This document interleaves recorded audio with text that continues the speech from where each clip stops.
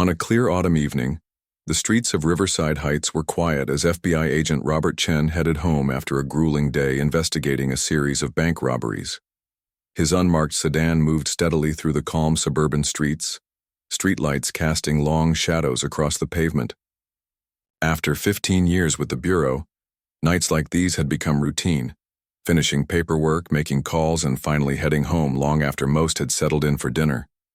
The blue and red lights flashing in his rearview mirror caught him by surprise. Chen checked his speedometer. He hadn't been speeding. Maybe a taillight was out. He pulled over smoothly, following the protocol he'd advised countless others to follow during traffic stops. Officer Paul Wilson approached the vehicle, with a hand resting on his holster. Standard procedure, but something about his posture seemed unusually tense. Chen rolled down his window and placed both hands visibly on the steering wheel. "License and registration," Wilson demanded, not bothering with the customary greeting. His flashlight beam swept across Chen's face, and something in the officer's expression shifted. "Good evening, officer. May I ask why I was pulled over?" Chen asked politely, maintaining eye contact. Wilson's jaw tightened. "You were swerving. Been drinking tonight?" Chen knew he hadn't been swerving, not even close. "No, sir, I haven't been drinking. I'm actually on my way home from work." "And what work would that be?" Wilson's tone had taken on an edge that made Chen's instincts kick in. Something wasn't right here. "I'm a federal agent," Chen replied calmly, moving slowly as he reached for his credentials. "I'm going to reach for my FBI identification now. Keep your hands where I can see them." Wilson suddenly shouted, drawing his weapon. Chen froze. "Officer, I'm just reaching for my FBI credentials. I'm identifying myself as a law enforcement officer." The situation escalated with shocking speed. Wilson yanked open the car door and ordered Chen out of the vehicle. Mrs. Patel, an elderly woman walking her dog across the street, later told investigators that she couldn't believe what she was seeing. The officer was so angry, so aggressive, she recalled. The other man was calm, trying to talk, but the officer wouldn't listen. Chen stepped out slowly, hands raised. "Officer Wilson, check my inside jacket pocket. You'll find my FBI credentials." "Shut up. You people always have some kind of story," Wilson snapped, the comment hanging in the air like poison. Chen felt a chill that had nothing to do with the autumn air. "What do you mean by you people?" he asked quietly. That question seemed to trigger something in Wilson. Witnesses from nearby houses drawn by the commotion would later describe how the officer shoved Chen against the car without provocation. Chen didn't resist, his training kicking in, knowing that escalating the situation would only make things worse. "I'm cooperating fully, Officer Wilson," Chen said firmly. "There's no need for physical force." Tom Rivera, a college student who had been jogging nearby, slowed down and pulled out his phone, sensing something wasn't right. His video would later become crucial evidence, capturing what happened next. As Chen turned slightly to allow the officer to check his credentials, Wilson suddenly swung his baton, striking Chen on the side of the head with tremendous force. Chen crumpled, stunned by the unexpected blow. Before he could recover, Wilson struck again and again. Rivera's voice could be heard on the recording. "Hey, stop, what are you doing? He's not fighting back." Two more neighbors emerged from their homes, shouting for the officer to stop. Mrs. Patel was screaming now, her small dog barking frantically at the end of its leash. By the time Wilson's partner arrived on scene minutes later, Chen lay unconscious on the pavement, blood pooling beneath his head. Officer Diane Taylor, clearly shocked by what she found, immediately called for an ambulance and began administering first aid. "What happened?" she demanded of her partner. He resisted, tried to reach for something, Wilson replied, but his voice lacked conviction as he looked down at the man lying motionless on the ground. The truth became clear when Taylor found Chen's FBI badge, which had fallen to the ground during the assault. Her face paled. "He's Bureau," she said, looking up at Wilson with disbelief. The ambulance arrived within minutes, paramedics working quickly to stabilize Chen. The damage was severe: a fractured skull, broken orbital bone, shattered collarbone, and multiple contusions. As they loaded him into the ambulance, one of the paramedics whispered to her partner, "This doesn't look like resisting arrest. This looks like a beating." News traveled fast. By midnight, the FBI field office had been notified, and, by dawn, both internal affairs and federal investigators were on the scene. The street where it happened had been transformed into a crime scene, yellow tape fluttering in the morning breeze. At the hospital, doctors worked to reduce the swelling in Chen's brain. His wife Lynn paced the waiting room, occasionally stopping to stare out the window at the gathering news vans below. Their teenage son Michael sat motionless in a chair, still wearing his basketball jersey from the game his father had promised to attend later that night. When the police chief arrived at the hospital to offer his thoughts and prayers, Lin Chen turned away, unable to look at him. "Where were your thoughts when you hired him?" she asked quietly. "When the complaints came in? When the warning signs were there?" The chief had no answer. Back at the precinct, Officer Wilson was already changing.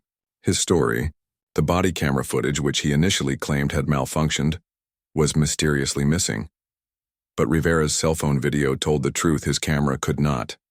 In the video, Chen could be clearly seen cooperating, speaking calmly, making no threatening moves. The thin blue line that typically protected officers in these situations began to crack. Taylor, Wilson's partner, couldn't reconcile what she'd seen with what she'd been told. After a sleepless night, she approached internal affairs. "This isn't what we stand for," she said simply. "I can't be part of covering this up." Her testimony revealed that Wilson had made comments earlier that evening about these people thinking they own the streets now, after they'd passed a group of Asian American teenagers at the mall. Within days, more evidence emerged. 2 years earlier, a Korean shopkeeper had filed a complaint against Wilson for excessive force during a routine call. The complaint had been dismissed. 6 months after that, a Chinese-American student claimed Wilson had called him a racial slur during a traffic stop. That complaint had never even been formally filed. The community's reaction was immediate and powerful. Hundreds gathered outside the police station with signs demanding justice. Chen's colleagues from the FBI, normally so careful about public appearances, stood among them, their presence a silent but unmistakable message. In his hospital bed, Chen drifted in and out of consciousness. The doctors had induced a coma to help his brain heal, and the machines around him beeped steadily in the quiet room. Lynn sat beside him, holding his hand, speaking softly about ordinary things. Michael's basketball game, the garden that needed tending, the vacation they'd been planning for their anniversary. Outside the hospital room, 2 FBI agents stood guard, not because there was any threat, but because they refused to leave their colleague alone. Every shift change brought new agents, some who knew Chen personally, others who had never met him but stood watch all the same. A nurse who had been caring for Chen approached Lynn one evening with tears in her eyes. "I just wanted you to know," she said softly. "My brother is a police officer, a good one, and he wanted me to tell you that not all of them are like Wilson. Most of them are horrified by what happened." Lynn nodded, too exhausted for anger. "I know," she said. "Robert always said the same thing. That's why this hurts so much." As the first week after the assault came to a close, the Wilson case had become national news. Commentators debated, politicians made statements, and social media exploded with opinions. But in that quiet hospital room, none of it mattered. All that mattered was the steady rise and fall of Chen's chest, and the hope that tomorrow might bring him back to consciousness. The doctors were cautiously optimistic. "His body is strong," the neurologist told Lynn. "And from what everyone says, his spirit is even stronger." On the 8th day after the assault, Robert Chen opened his eyes. The fluorescent lights of the hospital ceiling were the first things Robert Chen saw when he finally opened his eyes. Everything was blurry, and a dull, throbbing pain wrapped around his head like a too-tight hat. He tried to speak, but his throat felt like sandpaper. "He's awake." Lynn's voice broke through the haze, and he felt her warm hand squeezing his. "Robert, can you hear me?" Chen managed a small nod. which sent lightning bolts of pain through his skull. A doctor appeared above him, shining a penlight in his eyes. "Agent Chen, I'm Dr. Patel. You're at Riverside Memorial Hospital. You've been unconscious for 8 days. Do you remember what happened?" Fragments of memory flashed through his mind. The flashing lights of a police car, an angry voice, the cold pavement against his face. He tried to speak again, and this time managed a hoarse whisper. "Water."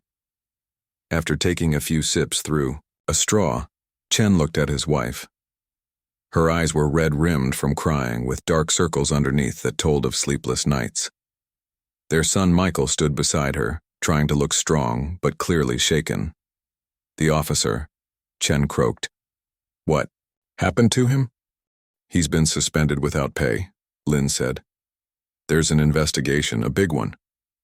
What Lin didn't mention was the storm that had been brewing while Chen lay unconscious. The cell phone video taken by Tom Rivera had gone viral within hours of being uploaded.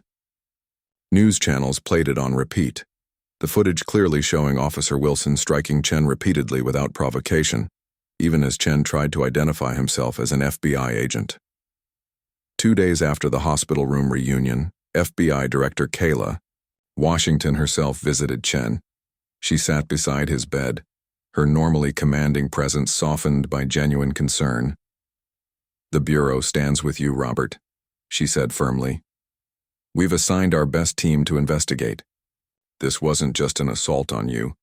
It was an attack on everything we stand for."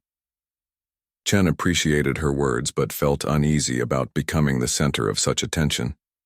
He'd spent his career working behind the scenes, building cases methodically, staying out of the spotlight. Now his battered face was on every news channel, his name becoming a rallying cry for police reform.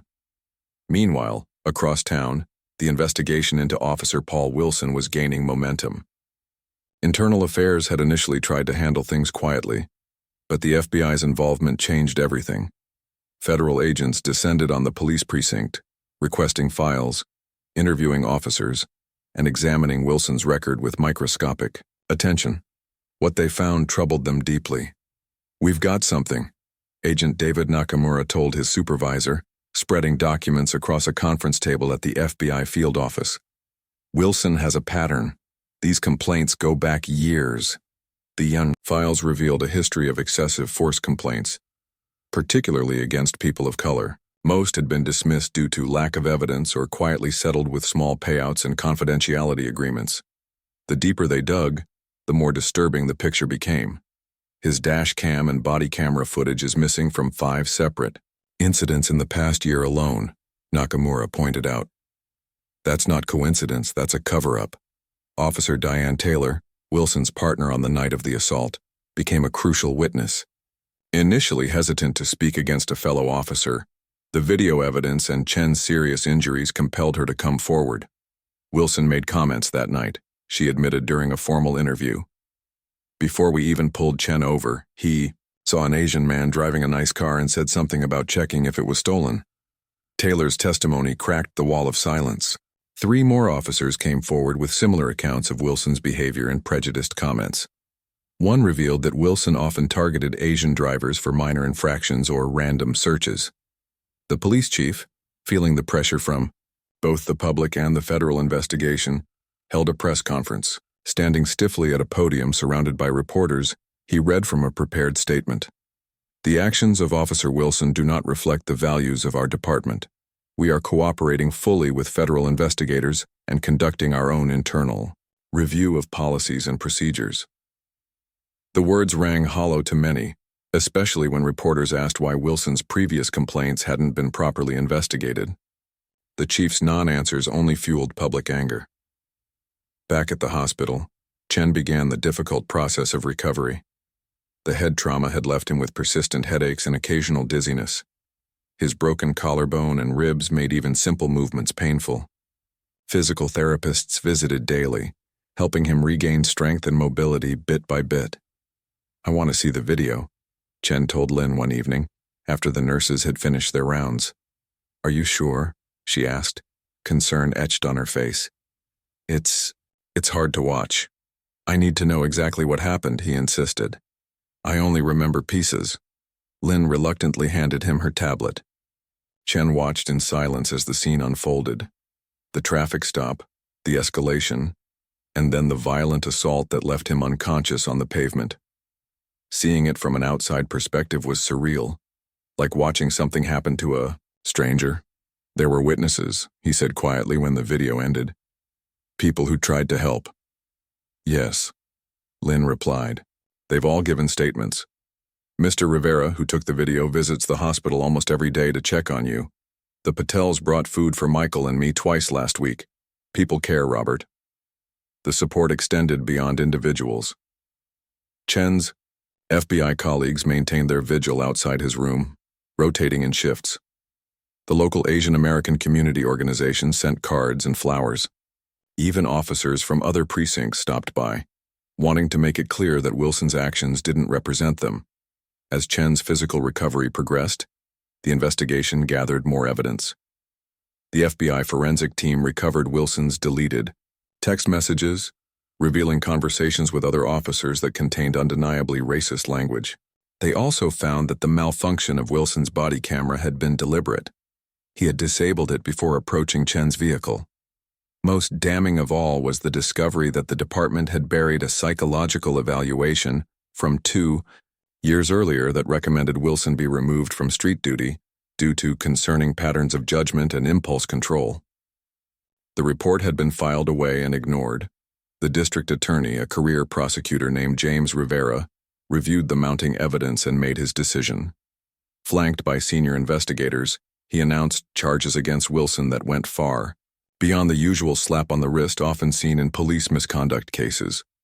Paul Wilson has been charged with aggravated assault, civil rights violations, tampering with evidence, and filing false reports, Rivera stated. Additionally, we are filing charges against Captain Greg Thomas for obstruction of justice and evidence tampering in connection with previous complaints against Officer Wilson. The announcement sent shockwaves through law enforcement circles nationwide.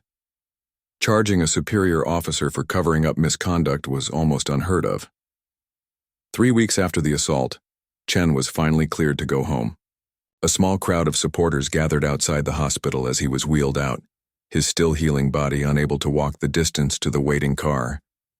He raised his hand in a small wave, uncomfortable with the attention, but moved by the support.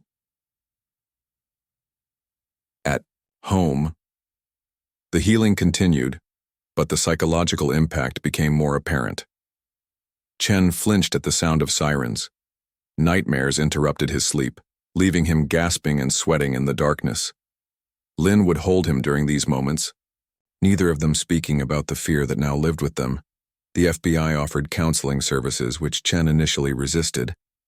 I've been through worse, he insisted, though both he and Lynn knew that wasn't true. It was Michael who finally convinced him to accept help. Dad, he said one evening as they sat on the porch watching the sunset, you always told me that asking for help isn't weakness. It's just being smart about using all available resources. Chen looked at his son, struck by hearing his own words reflected back at him. When did you get so wise? He asked with a small smile. I had a good teacher, Michael replied. And I want him back. All the way back. The investigation continued to uncover troubling patterns within the department. What had started as a case against one officer was expanding into a broader examination of systemic issues. The FBI team discovered that complaints from minority residents were routinely dismissed or downplayed. Traffic stop data showed clear racial disparities that couldn't be explained away by demographics or crime rates. 6 weeks after the assault, Chen stood before a mirror, examining the fading bruises on his face. The physical scars would heal, leaving only faint reminders of what had happened. The invisible wounds, the trust shattered, the security lost, the innocence gone. Those would take much longer to mend. He straightened his tie, preparing for his first public statement since the assault. He had declined all interview requests until now, but with Wilson's trial date approaching, he felt an obligation to speak. Are you sure you're ready for this? Lynn asked, standing in the doorway. Watching him, Chen nodded slowly. No, he admitted. But it needs to be done anyway. Outside their home, news vans lined the street. Chen took a deep breath, stepped through the door with Lin beside him, and walked toward the podium that had been set up on their front lawn. It was time to tell his story, in his own words.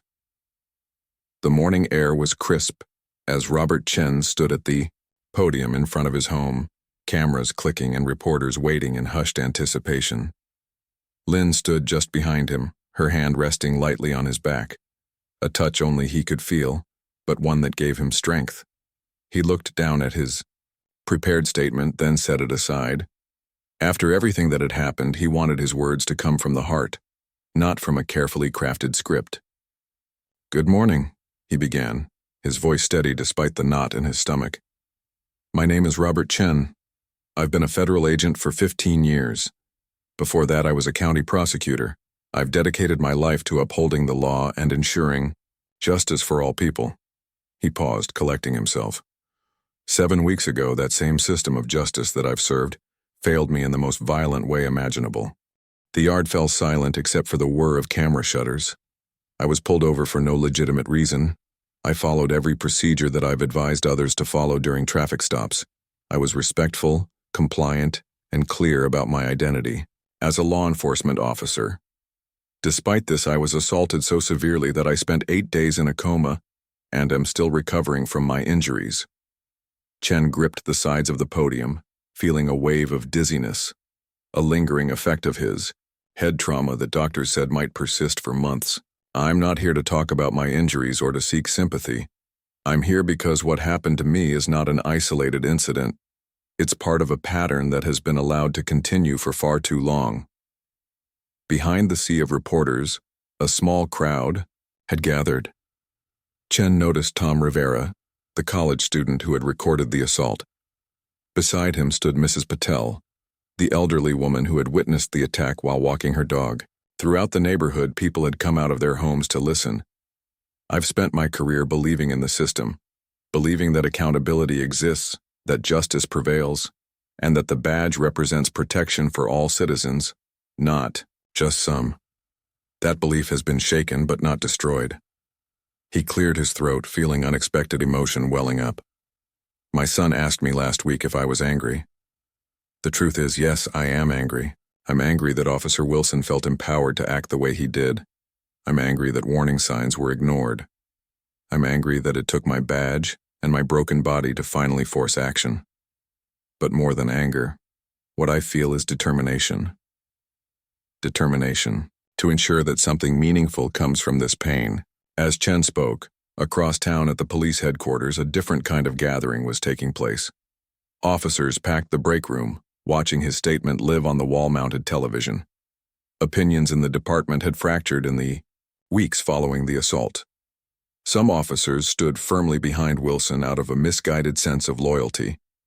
Others were horrified by his actions and the damage they had done to public trust. Captain Thomas, now facing his own charges for covering up Wilson's previous misconduct, had become a pariah in the department. His desk had been cleared out the previous week, his cases reassigned, his name already removed from the office door. Back at Chen's impromptu press conference, reporters began shouting questions. Chen raised his hand for quiet. "I'll take a few questions, but please understand that there are aspects of the ongoing investigation that I cannot comment on." A reporter from the local news station stood. "Agent Chen, do you believe race was a factor in Officer Wilson's actions?" Chen didn't hesitate. "The evidence suggests it was. The words he used, his history of complaints, and the unprovoked nature of the assault all point to bias. This isn't about one bad officer, it's about a system that allowed his behavior to continue unchecked." Another reporter rose. "What reforms would you like to see come from this incident?" "Independent oversight of police complaints. Mandatory body cameras that cannot be turned off during interactions with the public. Psychological evaluations that aren't ignored when they raise red flags. And most importantly, a culture that values accountability over protecting those who abuse their authority." From the back of the crowd, an older man in a police uniform raised his hand. The reporters parted, revealing Chief Reynolds of the neighboring county's police department. Chen nodded, allowing him to speak. "Agent Chen, I want to apologize to you," Reynolds said, his voice carrying clearly across the yard. "Not for Wilson's actions, he alone is responsible for those, but for the failure of leadership that allowed someone like him to wear the badge for so long. Many of us in law enforcement are ashamed of what happened to you, and we want to be part of the solution." Chen hadn't expected this. He nodded appreciatively. "Thank you, Chief Reynolds.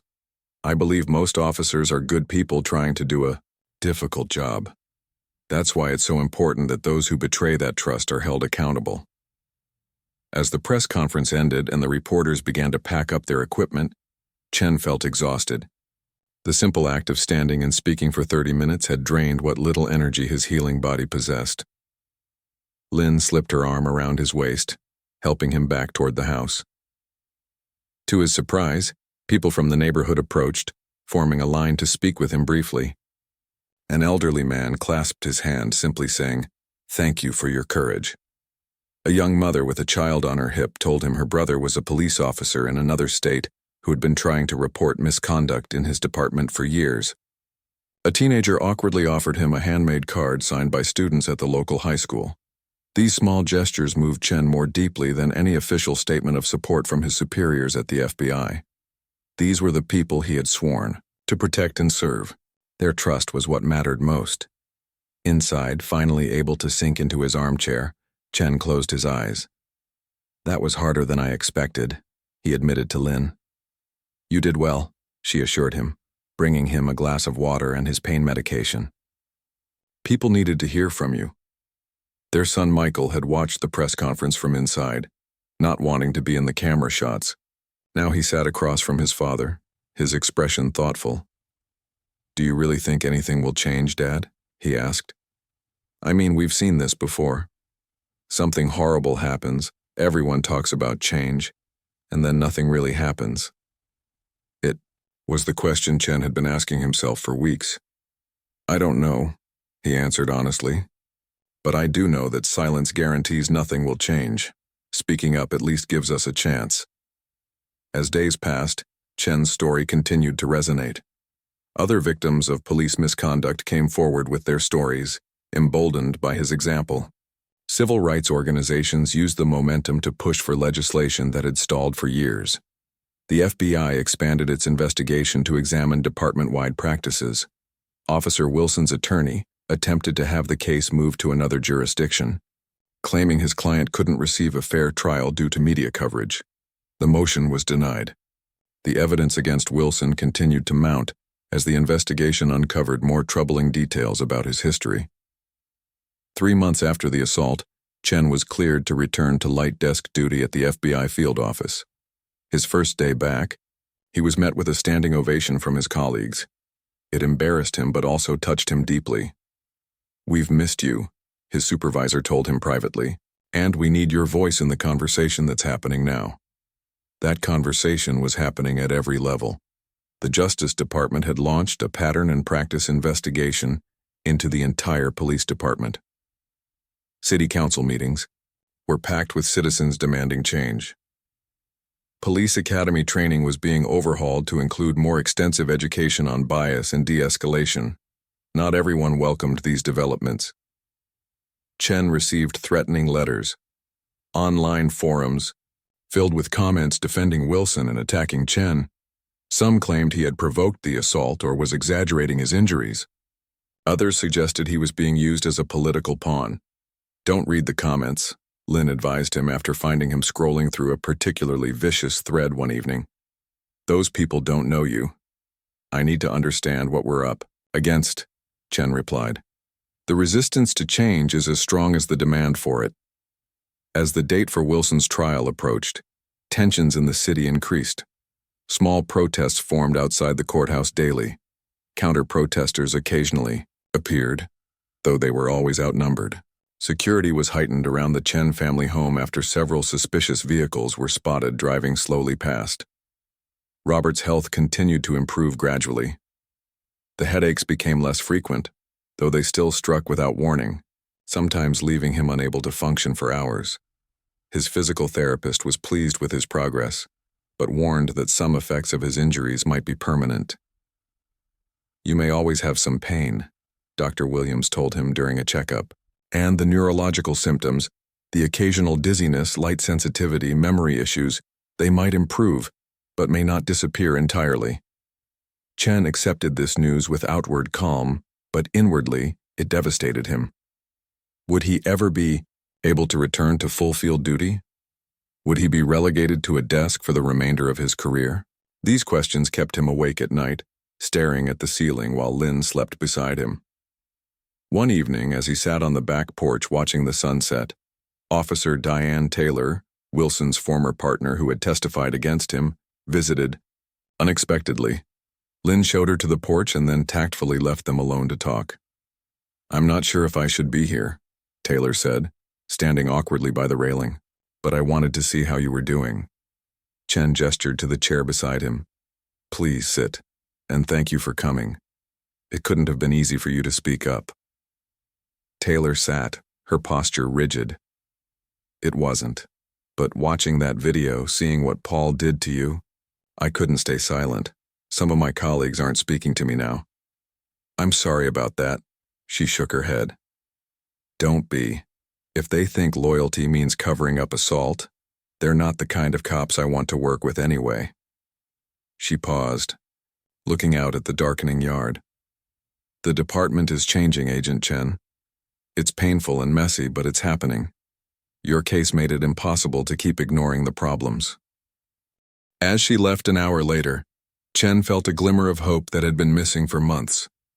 Change was possible. Difficult, resisted, and slow, but possible. And sometimes, it took someone getting hurt before everyone recognized the need for Furtner. That night, for the first time since the assault, Chen slept without nightmares. The courthouse stood like a stone giant against the clear blue sky, its steps crowded with people holding signs and news crews setting up cameras. Robert Chen sat in the back seat of an FBI vehicle, watching the scene through tinted windows. After months of preliminary hearings, motions, and jury selection, Paul Wilson's trial was finally beginning. "You ready for this?" asked Agent Anthony Richards, Chen's colleague who had driven him to court. Chen straightened his tie, feeling the familiar twinge from his still-healing collarbone. "As ready as I'll ever be." Entering through a side door to avoid the media crush, Chen was escorted to a small conference room where the prosecution team waited. District Attorney James Rivera, a veteran prosecutor with salt and pepper hair and perpetually rolled-up sleeves, stood to greet him. "Agent Chen, good to see you." Rivera's handshake was firm but careful, mindful of Chen's ongoing recovery. "We've gone over your testimony several times, but I want to emphasize, stick to the facts. Wilson's attorney is going to try to provoke an emotional response. Don't give him one." Chen nodded. He'd been in enough courtrooms to know how defense attorneys operated. "I understand. What's the jury looking like?" "Mixed demographics. 7 women, 5 men. Diverse backgrounds." Rivera lowered his voice. Wilson's attorney used all his challenges to try to remove Asian Americans from the pool, but the judge called him on it. The trial's opening day was devoted to preliminary matters and opening statements. Chen sat in the front row behind the prosecution table, aware of every eye that turned his way. Across the aisle, Officer Wilson sat beside his attorney, wearing a conservative suit that couldn't quite hide his imposing physique. He didn't look at Chen. The prosecution's opening statement was measured and methodical, laying out the timeline of events and previewing the evidence they would present. "This case is about abuse of power, ladies and gentlemen," Rivera told the jury. "It's about an officer who let prejudice override his duty with violent consequences." The defense attorney, Bradley Cooper, was known for his theatrical style. He paced before the jury, his voice rising and falling dramatically. "My client made a split-second decision in what he perceived as a threatening situation," he claimed. "Police work isn't pretty, it isn't perfect, and it's easy for us to judge from the comfort of hindsight." Chen felt a flare of anger at this characterization. There had been no threat, no reason for Wilson to perceive danger. but he kept his face neutral, remembering Rivera's advice. The trial's second day brought the first witnesses. Mrs. Patel described what she had seen while walking. Her dog, her accented voice clear and unwavering despite Cooper's aggressive cross-examination. Tom Rivera walked the jury through his cell phone video, explaining why he had started recording and what he had heard Wilson say that wasn't clear on the recording. Officer Diane Taylor's testimony came next, and the courtroom fell silent as she described her partner's history of targeting minorities and his comments before pulling Chen over. Cooper tried to paint her as disgruntled or politically motivated, but Taylor remained composed. "I'm testifying because what happened was wrong," she said simply. "We take an oath to protect and serve everyone equally." Officer Wilson broke that oath. On the trial's fourth day, it was Chen's turn to testify. As he walked to the witness stand, he felt a momentary dizziness, a lingering effect of his head injury, but steadied himself before anyone noticed. After being sworn in, he sat facing the courtroom, his eyes briefly meeting Wilson's for the first time since the assault. "Agent Chen," Rivera began, "please tell the court about the evening of October 12th. Chen described the traffic stop in clear, factual terms. His cooperation, his attempts to identify himself, and then the sudden escalation to violence. He didn't embellish or add emotional commentary. The medical report and the video footage spoke for themselves." "Did you at any time resist Officer Wilson, or make any threatening movements toward him?" Rivera asked. "No. I followed standard procedure for traffic stops. I kept my hands visible, spoke respectfully, and attempted to identify myself as a federal agent." Cooper's cross-examination was aggressive from the start. "Agent Chen, isn't it true that you were irritated about being pulled over? That you questioned Officer Wilson's authority?" "I asked why I had been pulled over, which is my right. As a citizen, I was not disrespectful, but you didn't immediately comply with his request for license and registration, did you? You started asking questions instead of following orders." Chen remained calm. "I began reaching for my credentials when Officer Wilson drew his weapon and ordered me not to move. At that point, following conflicting orders became impossible." Cooper paced in front of the witness stand. "Officer Wilson claims you made a sudden movement toward your jacket. Could that have been misinterpreted as reaching for a weapon?" "I moved slowly and stated clearly that I was reaching for my FBI identification. There was no sudden movement, but in the heat of the moment, couldn't a reasonable officer have perceived a threat?" Chen looked directly at the jury. "The video evidence shows my hands were empty and visible. I announced my intentions clearly. There was no reasonable basis for perceiving a threat." For 2 hours, Cooper tried to create doubt, suggest alternative scenarios, or provoke an angry response. Chen remained steady, his testimony unwavering. When he finally stepped down from the witness stand, he felt exhausted but satisfied that he had told his truth. Outside the courtroom, Lynn was waiting. "You did well," she said, hugging him carefully. The jury was listening. The trial continued, with expert testimony about proper police procedures and use of force. The prosecution presented evidence of Wilson's history of complaints and the department's failure to address them. Captain Thomas, facing his own charges for covering up previous incidents, had agreed to testify against Wilson in exchange for a reduced sentence. Officer Wilson had been cited 3 times for excessive force before the Chen incident, Thomas admitted, looking uncomfortable in the witness stand.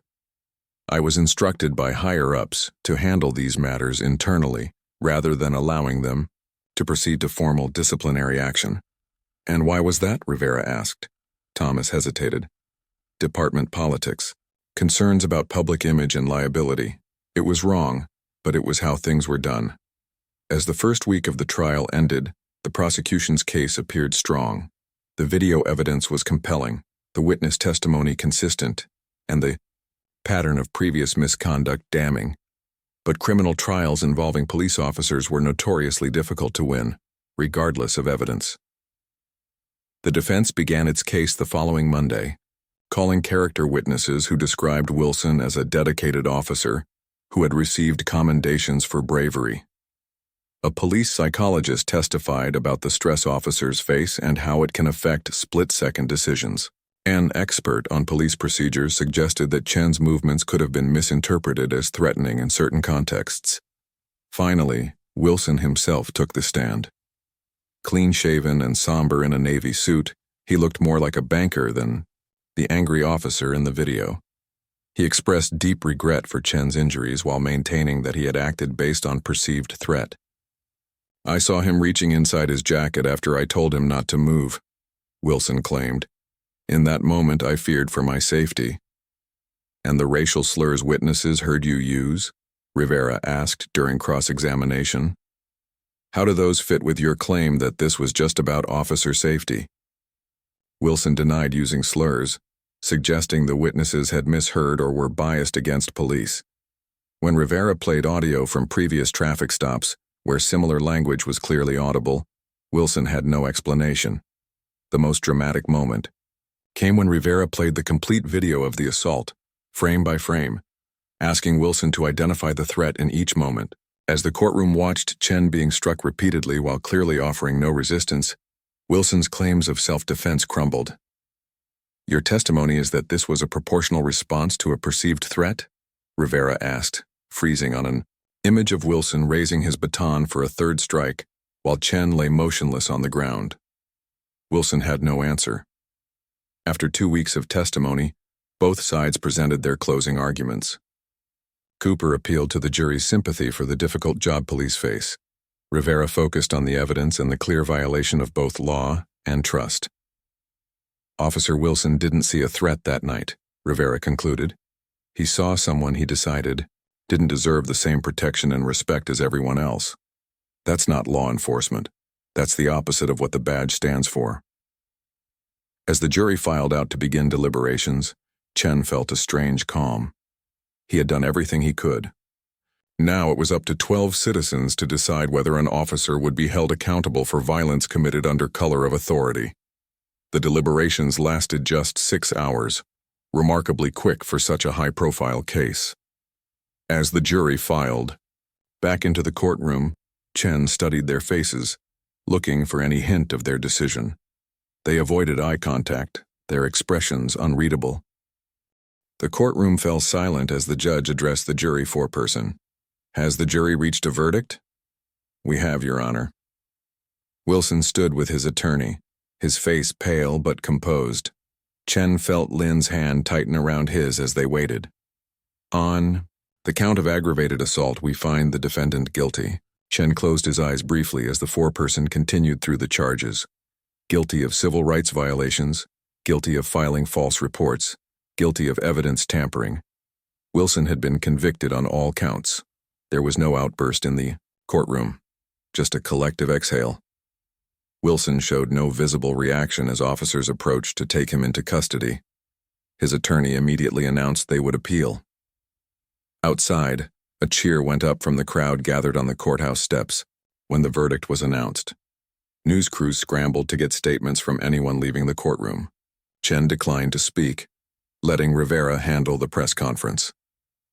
In the back of the FBI vehicle driving him home, Chen finally allowed himself to process what had happened. Justice had been served, at least in this case, but the larger issues, the systemic problems that had allowed Wilson's behavior to continue unchecked for years, those would take much longer to address. "What are you thinking?" Lin asked quietly. "That this is just the beginning," Chen replied, watching the city pass by through the window. One verdict doesn't change a culture, but it's a start. 2 days later, they returned to the courthouse for Wilson's sentencing. Judge Eleanor Williams had a reputation for fairness and a low tolerance for excuses. The courtroom was packed as she prepared to announce her decision. "Mr. Wilson," she began, her voice firm, "the jury has convicted you of serious crimes committed while wearing the badge that should represent justice and protection. Your actions have not only harmed Agent Chen, but have damaged public trust in law enforcement as a whole." She paused, looking directly at Wilson. "This court must send a clear message that such abuse of power will not be tolerated." The courtroom fell silent as Judge Eleanor Williams prepared to deliver Paul Wilson's sentence. Robert Chen sat beside Lin, his face betraying no emotion, though his heart hammered in his chest. This moment represented more than just the conclusion of his personal ordeal. It would send a message about accountability in law enforcement. "Before I pronounce sentence," Judge Williams said, "does the defendant wish to make a statement?" Wilson stood slowly. Gone was the confident officer who had worn his uniform like armor. In his place stood a man facing the consequences of his actions for perhaps the first time in his life. He cleared his throat and turned slightly, looking not at the judge but directly at Chen. "I want to apologize to Agent Chen and his family," Wilson began, his voice barely audible. "My actions that night were inexcusable. I've had a lot of time to think about what I did and why I did it." Chen maintained eye contact, neither accepting nor rejecting the apology. He'd heard too many courtroom apologies that were more about reducing sentences than genuine remorse. "I grew up hearing certain things about certain people," Wilson continued. "I never questioned those beliefs even as I carried them with me onto the force. That doesn't excuse what I did, but I want the court to know I'm confronting those beliefs.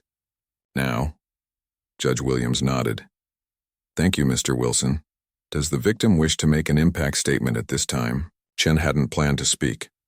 Rivera had told him it wasn't necessary. The evidence and testimony had made the impact clear.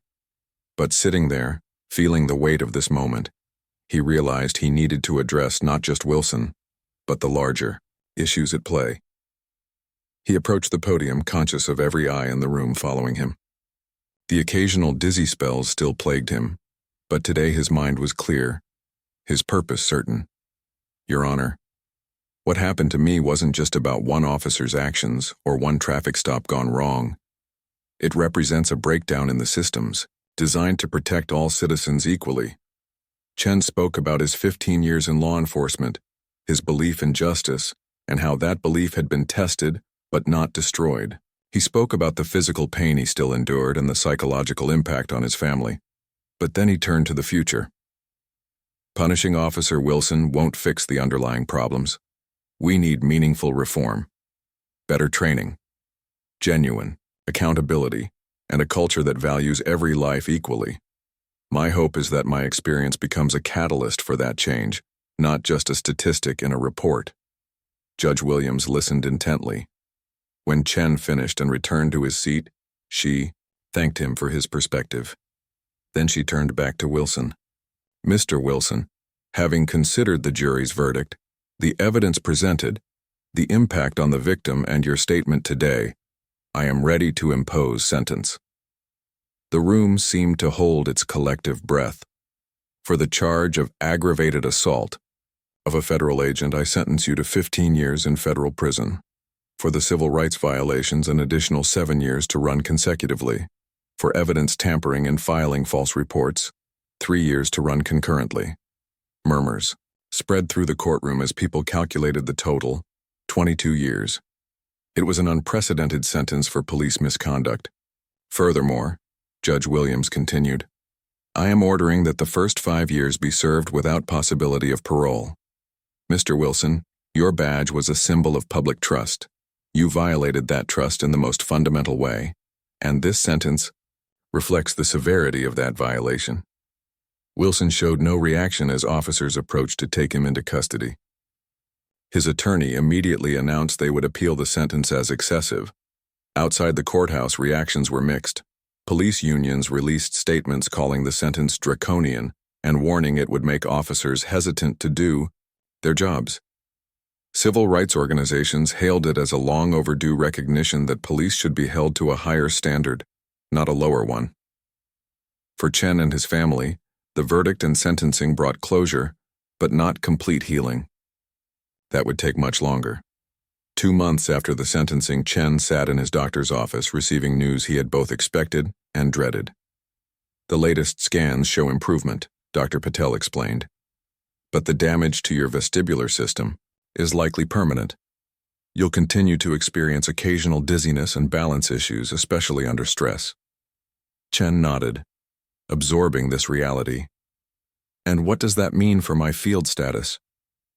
Dr. Patel's expression was sympathetic but honest.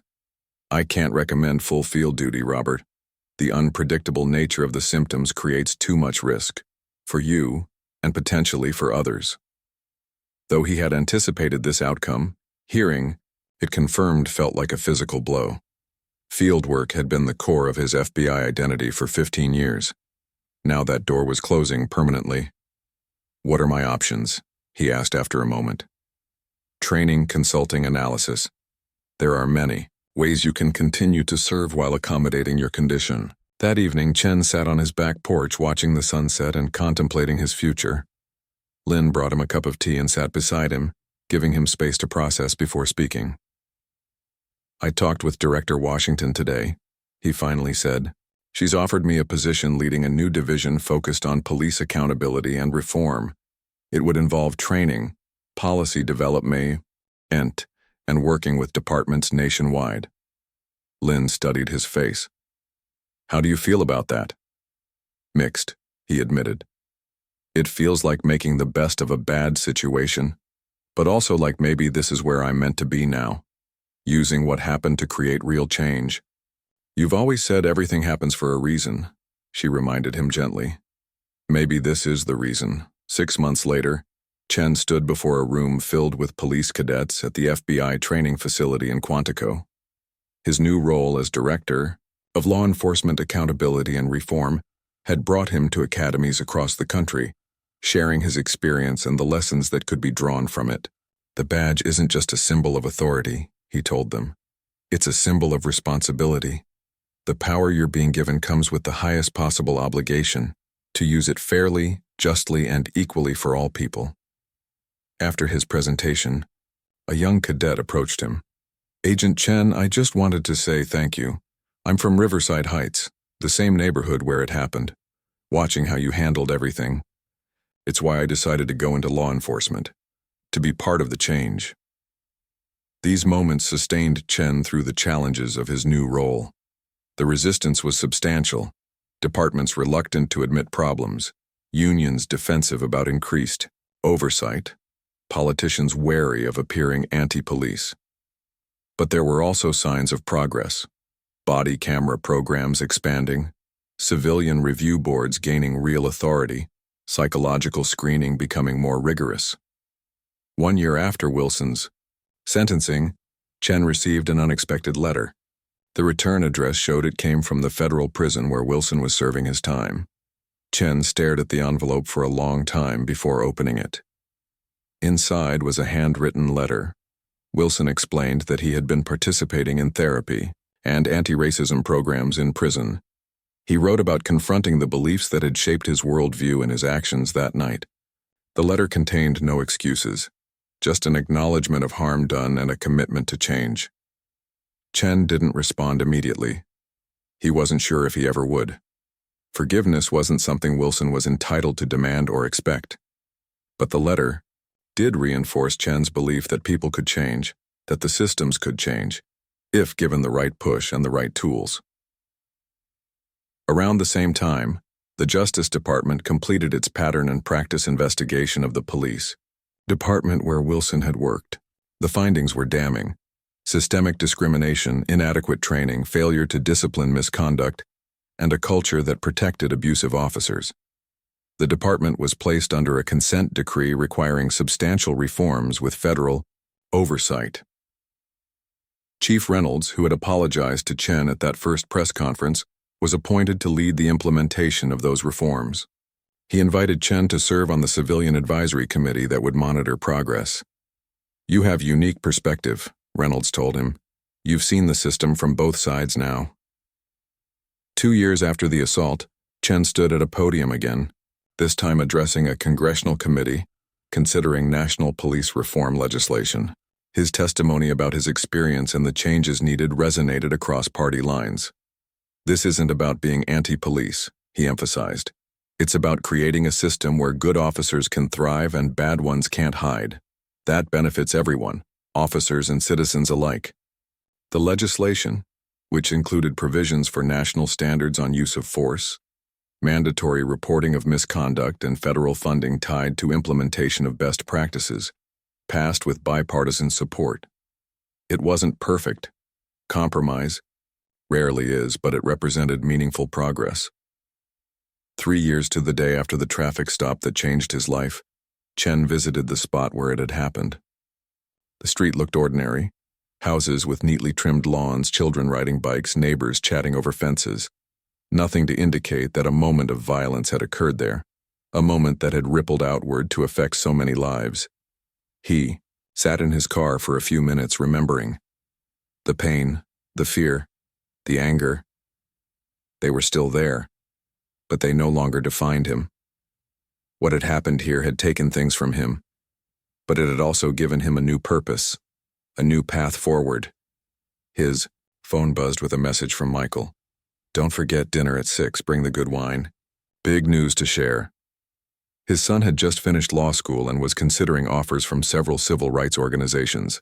The apple hadn't fallen far from the tree.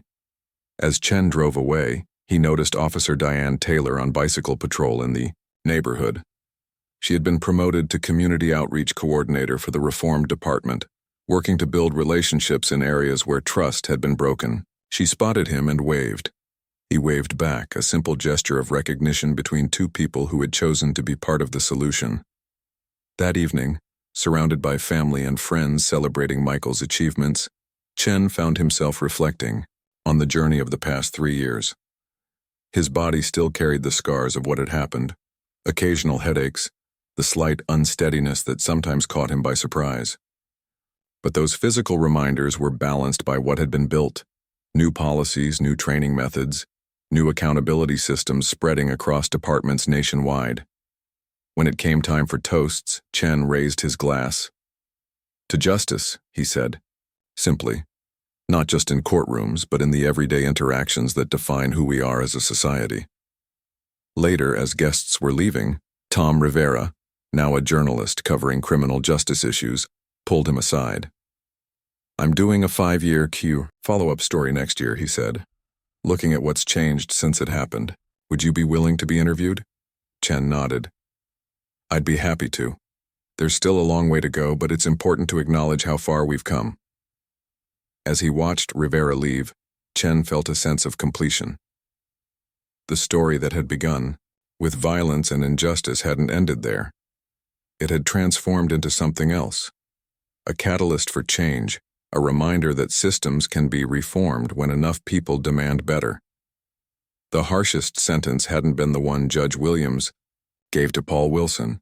The harshest sentence would have been allowing things to continue as they were, allowing bias and abuse to go unchallenged, allowing good officers to be tainted by the actions of those who betrayed their oath. Robert Chen had lost something on that street 3 years ago. But what had been built in its place, a more just system, a more accountable profession, a more equal application of the law, that was a legacy worth the price he had paid.